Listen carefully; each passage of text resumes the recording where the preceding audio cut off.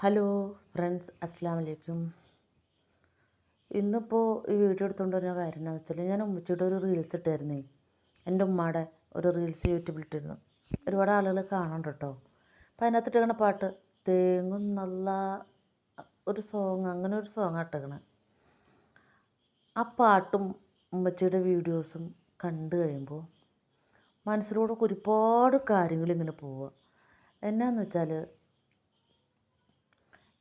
എൻ്റെ ചെറുപ്പത്തിൽ ഞാൻ ഊന്നൽ സ്കൂളിൽ പഠിച്ചിട്ട് തിരിച്ചു വരുമ്പോൾ എൻ്റെ ഉമ്മച്ചി അവിടെ സ്കൂളിൻ്റെ അടുത്തുള്ളൊരു വീട്ടിലാണ് പണിക്കൊക്കെ പോയിക്കൊണ്ടിരുന്നത്.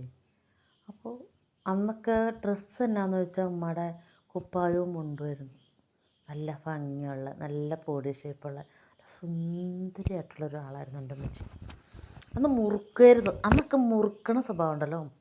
അതിൻ്റെ പേരിൽ പല്ലൊക്കെ കറൊക്കെ പിടിച്ചിട്ടുണ്ടായി.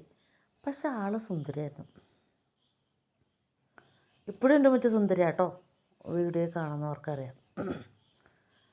ആ ഉമ്മ ഇപ്പോൾ എല്ലും തോലുമായി ഇങ്ങനെ നിവർന്ന് നടക്കാൻ വരെ പറ്റാതെ കൂന് വന്നു.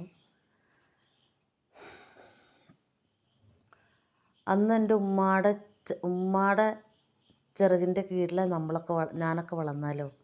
കാരണം ഉമ്മ എന്തെങ്കിലും വാങ്ങിച്ചു തന്നാലേ നമുക്ക് കഴിക്കാൻ പറ്റുള്ളൂ ആ പ്രായത്തിലല്ലേ. എൻ്റെ ഉമ്മച്ചി എന്തെങ്കിലും കൊണ്ടു തന്ന, എൻ്റെ ഉമ്മ ജോലിക്ക് പോയാൽ ഇങ്ങനെ കൂലിപ്പണിക്ക് പോയി കൂട്ടി വെച്ചിരുന്ന പൈസ വെച്ചിട്ട് ഞങ്ങൾ 3 പെൺകുട്ടികളായിരുന്നു. മൂത്ത 3 ആൺകുട്ടികളാണ്, അതിൻ്റെ താഴെയുള്ള 3 പെൺകുട്ടികളാണ്. ഞാനാണ് ഏറ്റവും ഇളയത്. അപ്പോൾ ഞങ്ങൾക്ക് 3 ആക്കടെ കാത് കുത്തിത്തരിക, ആ പൈസ സ്വരൂപിച്ച് വെച്ചിട്ട് കയ്യിൽ എന്താണോ അവർ കൊടുക്കുന്നത് അത് വീട്ടിൽ കൂടെ ഞങ്ങൾക്ക് തരിക. അങ്ങനെയൊക്കെയല്ലേ അവർ. അങ്ങനെയാണ് ദാരിദ്ര്യം, കഷ്ടപ്പാടൊക്കെ അല്ലേ. ഒരു ദിവസം പണിക്ക് പോയില്ലെങ്കിൽ ശരിയാവില്ല. പക്ഷേ ദാരിദ്ര്യം എൻ്റെ ഉമ്മച്ചി കൊയ്യാനൊക്കെ പോകണ കാരണം അന്ന് കൊയ്യുക. ഇന്നത്തെ പിള്ളേർക്ക് കൊയ്യുക എന്നൊന്നും പറഞ്ഞാൽ അറിയുമോയെന്ന് അറിഞ്ഞൂടാ. കൊയ്ത്ത് കഴിഞ്ഞ് കഴിഞ്ഞാൽ അത് തലേ ചുമന്ന് കൊണ്ടുപോയി അവരുടെ മുറ്റത്ത് കൊണ്ടുവയ്ക്കണം. നിറച്ച അട്ടയൊക്കെയുള്ള കണ്ടമായിരിക്കും ഈ പോത്തട്ട. കാലുമേലൊക്കെ കടിച്ചിരിക്കും. എന്നിട്ട് ഉമ്മ അന്ന് മുറുക്കും. എൻ്റെ ഉമ്മ ആ മുറുക്കണ പുകലെടുത്തിട്ട് ഇങ്ങനെ കാലുമ വയ്ക്കും. അങ്ങനെയൊക്കെയാണ് ചെയ്തുകൊണ്ടിരിക്കുന്നത്, അട്ടേനെയൊക്കെ കളയണം. അത് കഴിഞ്ഞ് ഇതൊക്കെ ഈ എന്താ പറയുക, മെതിച്ച ഈ കൊയ്തെടുത്ത അതെല്ലാം ചുമന്ന് കൊണ്ടുവന്ന് അവരുടെ മുറ്റത്ത് വയ്ക്കും. അതുകൊണ്ട് തല്ലിയിട്ട് നെല്ലെല്ലാം പോയി കഴിഞ്ഞ് കഴിയുമ്പോൾ അത് മെതിച്ച് അത് അങ്ങോട്ട് അളന്നിട്ട് ഇത്ര ശതമാനം കണ്ട് അവർക്കും ബാക്കി ഇവർക്കും എന്നൊക്കെയാണ്, പണിത ആൾക്കാർക്കും എന്നൊക്കെയല്ലേ.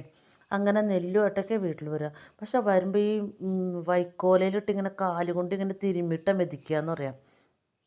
ഉള്ളം കാലിൽ നിന്ന് ഒട്ടും തൊലി ഉണ്ടാവില്ല, തൊലി ഇല്ലാണ്ട് വരും. എന്താ പറയുക, ഇറച്ചിയൊക്കെ ഇങ്ങനെ റൗണ്ടിൽ ഇങ്ങനെ തെളിഞ്ഞ് ഇപ്പുണ്ടാവും കാലിൽ. അങ്ങനെ കഷ്ടപ്പെട്ട് ഞങ്ങളെ മാത്രമല്ല, ഞങ്ങളെപ്പോലെ വളർത്തിയേക്കുന്ന ഒരുപാട് അമ്മമാരുണ്ടാവില്ലേ. എൻ്റെ ഉമ്മച്ചി വളർത്തിയ പോലെ മറ്റുള്ള കുട്ടികളെ ഇതിനേക്കാളും കഷ്ടപ്പെട്ടിട്ടൊക്കെ ആവും വളർത്തിയിട്ടുണ്ടാവുക. എൻ്റെ ഉമ്മച്ചിയുടെ ഇപ്പോൾ ഷോർട്സിന് കുറേ ആളുകൾ കാണുന്നുണ്ട്, സബ്സ്ക്രൈബർ കൂടുന്നുണ്ട്. ഞാൻ അതൊക്കെ അങ്ങനെയൊന്നും ഇട്ടിട്ടിട്ടാൽ എൻ്റെ ഉമ്മച്ചിയുടെ ആ പാട്ടിനൊപ്പം എൻ്റെ ഉമ്മച്ചീനെ കാണുമ്പോൾ എനിക്കുള്ളിലൊരു ദണ്ണം കയറും. കാരണം എൻ്റെ ചെറുപ്പത്തിൽ എൻ്റെ ഉമ്മച്ചിയിട്ട് ഞാൻ ഉമ്മച്ചി എന്തെങ്കിലും പറയും, ഒന്ന് പോയമ്മ, ഒരുപാട് എതിര് പറഞ്ഞിട്ടുണ്ട്, ദേഷ്യപ്പെട്ടിട്ടുണ്ട് എൻ്റെ ചെറുപ്പകാലത്തൊക്കെ. എന്ന് വെച്ചാൽ ഞാൻ നമ്മുടെ ഒരു കൾച്ചറിൻ്റെ ഉമ്മച്ചിയുടെയൊക്കെ ഒരു കൾച്ചർ വെച്ചിട്ട് തലയിൽ തുണി ഇടാണ്ടൊക്കെ നടക്കുമ്പോൾ എൻ്റെ മോനെ ആ തലയിലേക്ക് തുണി കയറ്റിയിടും മോനെ എന്നൊക്കെ പറയും. ഇതുണ്ടായിരിക്കുമ്മ, ഇതൊരു ഭയങ്കര ഷൗട്ട് ചെയ്യും. ഇപ്പോൾ എൻ്റെ മോള് പോകുമ്പോൾ തല തുണിടാണ്ട് പോകുമ്പോൾ ഞാൻ പറയും, ഹാത്തി ആ തലയിലേക്ക് എടുത്തിട്ട് എന്ന് പറയുമ്പോൾ ഇന്നും ഉണ്ടായിരിക്കുമ്പോൾ എന്ന് പറയുമ്പോൾ എൻ്റെ ഉള്ളിലൊരു ദണ്ണം വരും, ഒരു വിഷമം വരും. എന്നാൽ അത് നമ്മളൊരു ഉമ്മയായി കഴിഞ്ഞ് നമ്മുടെ മക്കൾ തിരിച്ച് പ്രതികരിച്ച് കഴിയുമ്പോഴാണ് നമുക്ക് ആ ഫീൽ. അപ്പം എൻ്റെ ഉമ്മച്ചി എന്തോരം വന്ന് വിഷമിച്ചിട്ടുണ്ടാവും, അതൊക്കെ ഞാൻ ആലോചിക്കും കേട്ടോ. അതൊക്കെ ഓർക്കുമ്പോഴാണ് ഉമ്മച്ചിയുടെ വീഡിയോസ് കാണുമ്പോൾ നമ്മുടെ ദണ്ണം കയറുന്നത്. പിന്നെ ഞാൻ കഴിഞ്ഞ ദിവസം ഉമ്മച്ചിനെ കാണാൻ പോയായിരുന്നു. എൻ്റെ അടുത്തായിരുന്നു ഇത്രയും ദിവസം. പിന്നെ ഞാൻ അങ്ങോട്ട് പോയിട്ട് കാണാൻ പോയപ്പോൾ ഉമ്മച്ചീനെ കൊണ്ടുപോകണില്ലേ എന്ന് ചോദിക്കുക. എന്നാ എന്നെ കൊണ്ടുപോകണേന്നൊക്കെ ചോദിക്കുക. അപ്പോൾ ഞാൻ പറഞ്ഞു, ഉമ്മച്ചി ഞാൻ വണ്ടിയിൽ നിന്ന് വീണിട്ട് കൈക്ക് വേദനയല്ലേ, കൈയൊക്കെ ഒന്ന് ശരിയാട്ടോ, ഉമ്മച്ചിയുടെ പുറമൊക്കെ ഒരുമ്പി തരാനും കുളിപ്പിക്കാനൊക്കെ എൻ്റെ കൈക്കൊരു ഇതാവട്ടെ ഞാൻ കൊണ്ടുപോട്ടോ എന്ന് പറഞ്ഞു. ഞാൻ ആലോചിക്കുകയാണേ, അതുങ്ങൾക്ക് ഇപ്പോൾ നമ്മളില്ലാതെ നമ്മളെ ആശ്രയിക്കാണ്ട് അതുങ്ങൾക്കൊരു വഴിയില്ല അല്ലേ. കാരണം നമ്മൾ വല്ലയിടത്തും കൊണ്ട് പള്ളിക്കളഞ്ഞാൽ അതിനൊന്നും ചെയ്യാനില്ല, പട്ടിണി കിടക്കുള്ളൂ അല്ലേ. നമ്മൾ എന്താ പറഞ്ഞേ, നമ്മളൊരു കുഞ്ഞു കുട്ടീനെ കൊണ്ടുനടക്കും പോലെ അപ്പോൾ, കാരണം അതിന് പണിയെടുക്കാൻ പറ്റൂല. എന്താ പറയുക, തന്നെ ഒരു കാര്യം ചെയ്യാൻ വലിയ കുഴപ്പങ്ങളൊന്നും ഇല്ല എൻ്റെ അമ്മച്ചിക്ക്. കുളിക്കാനൊക്കെ ആണെങ്കിൽ പുറമൊക്കെ ഒരുമ കൊടുക്കണം എന്നൊക്കെ ഉള്ളു. അപ്പോൾ ഈ ഒരുപാട് ഉമ്മമാരെ ഒക്കെ കൊണ്ടുപോയി പള്ളിയിൽ കളയണ മക്കളും പേരൻസിനൊക്കെ തല്ലണ, വയസ്സായ അമ്മമാരെ തല്ലണ കുറേ വീഡിയോസ് നമ്മൾ യൂട്യൂബിലൊക്കെ കാണൂലേ. അത് ഞാൻ കാണൂല കേട്ടോ, ഒരു നോട്ടം അതാ കാണാൻ. എനിക്ക് അത് കൂടുതൽ കാണാനുള്ള ശക്തിയില്ല. അതുപോലെ തന്നെ ഉണ്ടല്ലോ ആൺകുട്ടികളാണെങ്കിലും. കാരണം ഞാൻ ഒരുപാട് പണിയൊക്കെ ചെയ്തിട്ടുണ്ട്. എനിക്കൊരു 14 വയസ്സുള്ളപ്പം വരെ ഇഞ്ചിപ്പാറിൽ ഇഞ്ചിരണ്ടാനൊക്കെ ഉമ്മച്ചിയുടെ കൂടെ പോയിരുന്നു. ഉമ്മയുടെ കൂടെ കണ്ട പണിക്കൊക്കെ പോയിരുന്നു. കാരണം ബാപ്പ 10 വയസ്സായി മരിച്ചേക്കണേ. അപ്പോൾ വീട്ടിലെ സാഹചര്യം അങ്ങനെ ആയതുകൊണ്ടൊക്കെ പോയിട്ടുണ്ട് പണിക്കൊക്കെ. എൻ്റെ കല്യാണം കഴിച്ച പിന്നെയാണ് എനിക്ക് അങ്ങനെ അല്ലാണ്ട് ഞാൻ കല്യാണം കഴിഞ്ഞിട്ടും കണ്ടാടി പണിക്കൊക്കെ പോയിട്ടുണ്ട് കേട്ടോ. കാരണം കമ്പനിയിൽ പാക്കിങ്ങിന് അങ്ങനെയൊക്കെ പോയിട്ടുണ്ട്. എന്താണെന്ന് വെച്ചാൽ അപ്പോൾ നമ്മുടെ മക്കളെ ആ പൈസ, നമ്മുടെ ഈ പണിക്ക് പോണ പൈസ കൊണ്ടിട്ട് നമ്മുടെ മക്കൾക്ക് ഇഷ്ടമുള്ളതെല്ലാം വാങ്ങിച്ചു കൊടുക്കും. ഒന്നും സമ്പാദിക്കാൻ ഞാൻ നോക്കില്ലായിരുന്നു.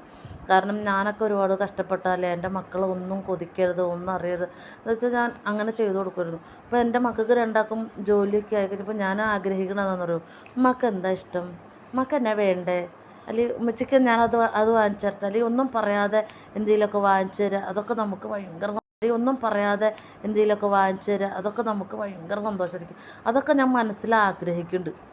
എൻ്റെ മക്കളിൽ നിന്ന് നമുക്ക് അങ്ങനെ കിട്ടണേന്ന്. കിട്ടുമോ കിട്ടില്ലയോ എന്ന് പറഞ്ഞുകൂടാ. എന്താ പറയുക, അതിനെക്കുറിച്ച് നമ്മൾ എന്താ പറയുക, മാമ്പ് കണ്ടും മക്കളെ കണ്ടും എന്താ പറയുക ഒന്നും മോഹിക്കരുതെന്ന് എന്തോ പറഞ്ഞ കാരണന്മാർ പറഞ്ഞേക്കാം. അതായത് നമുക്ക് ആഗ്രഹിക്കാമല്ലോ. അപ്പോൾ ഇത് ഇങ്ങനെ ആലോചിക്കുമ്പോൾ എൻ്റെ ഉമ്മച്ചീനെ നമ്മളൊരു കുഞ്ഞു കുട്ടികളെ പോലെയാണ് നമ്മളവരെ കൊണ്ടു നടക്കണേ അല്ലേ. എൻ്റെ ഉമ്മ ഇനി എത്ര കാലം ഉണ്ടോന്നും അറിയില്ല. പക്ഷേ എൻ്റെ ഉമ്മച്ചീനെ കാണുമ്പോഴും ഞാൻ എന്തൊക്കെയോ എൻ്റെ ഉമ്മച്ചീനോട് ഇങ്ങനെ ദേഷ്യപ്പെട്ടേക്കണതൊക്കെ എൻ്റെ മനസ്സിൽ വരും. അതിന് പകരമായിട്ട് എൻ്റെ മക്കളെന്തെങ്കിലും എന്നോട് പറയുമ്പോൾ, അല്ലെങ്കിൽ മക്കളുടെ സ്നേഹം കുറഞ്ഞു തോന്നുമ്പോൾ ഞാൻ ഭയങ്കരമായിട്ട് ഫീൽ ചെയ്യും. എനിക്ക് ഭയങ്കര ദണ്ണം കയറും എനിക്ക്. ഞാൻ ഇപ്പോൾ ഞാനിട്ടേക്കുന്ന റീൽസ് ഞാൻ തന്നെ ഇട്ടതാണ്. പക്ഷേ ആ റീൽസ് ഞാനൊരു എത്ര ട്രിപ്പ് കണ്ടു എന്ന് പോലും എനിക്കറിയില്ല. എനിക്കത് കാണുമ്പോൾ ദണ്ണം കയറും. കാരണം ഉമ്മ ഫുഡ് കഴിച്ച് കഴിഞ്ഞ് പോയി കൈ കഴുകി പിന്നെ വന്നിരുന്ന് ചായ കുടിക്കുക. അമ്മ ഗ്ലാസ്സിൽ ഊറ്റി കൊടുക്കണേക്കാൾ ഇഷ്ടമൊക്കെ അധികം ചായ കപ്പി കൊടുക്കുക. അതിങ്ങനെ കുടിക്കണ ഒരു വീഡിയോ ആണ് ഇട്ടേക്കണം. പക്ഷെ അതിനകത്ത് ഇട്ടേക്കുന്ന പാട്ട് ഭയങ്കര ഫീൽ ചെയ്യണ പാട്ടാണ്. ഞാനിത് പറയാം, ഈ ഒരു വീഡിയോ ഇടാൻ കാരണം നമ്മുടെ ചെറുപ്പകാലത്ത് നമ്മുടെ പേരൻസിനോട് എന്തെങ്കിലുമൊക്കെ ഇതായിട്ട് പെരുമാറേണ്ടത് അവരോട് ഒരുപാട് സ്നേഹത്തോടെ ഇനിയുള്ള കാലം അവരെ വേദനിപ്പിക്കാതെ അവരെ ചേർത്ത് പിടിക്കണം. നമുക്ക് ദേഷ്യം തന്നെ എപ്പോഴും ഉണ്ട് എൻ്റെ അമ്മച്ചിയുടെ കയ്യിൽ കുരുത്തക്കേട്. കാരണം കുഞ്ഞു കുട്ടിയുടെ സ്വഭാവമല്ലോ.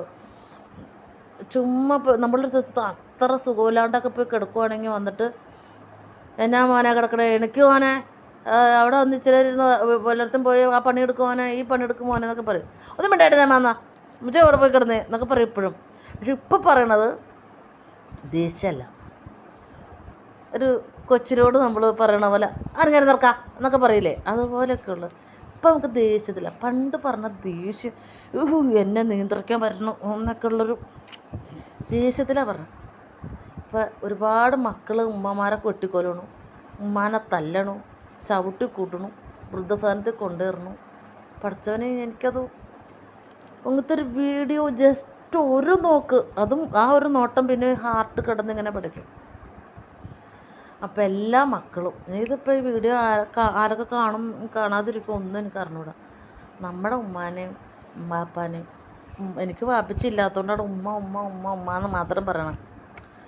നമ്മുടെ ഉമ്മാനെയും വാപ്പാനെയും നമുക്ക് പറ്റുന്നത് പോലെ ഒരുപാട് ഉണ്ടാക്കി സന്തോഷിപ്പിക്കാനല്ല, നമ്മുടെ കഴിവിനനുസരിച്ച് നല്ല വാക്ക് പറഞ്ഞും നല്ല പ്രവൃത്തി ചെയ്തും നല്ല രീതിയിൽ കൊണ്ടുനടന്നും അവരെ നമ്മൾ പറ്റേണ്ടതിൽ സന്തോഷിപ്പിക്കണം, സന്തോഷത്തോടെ കൊണ്ടുനടക്കണം എന്നേ എനിക്ക് പറയാനുള്ളൂ.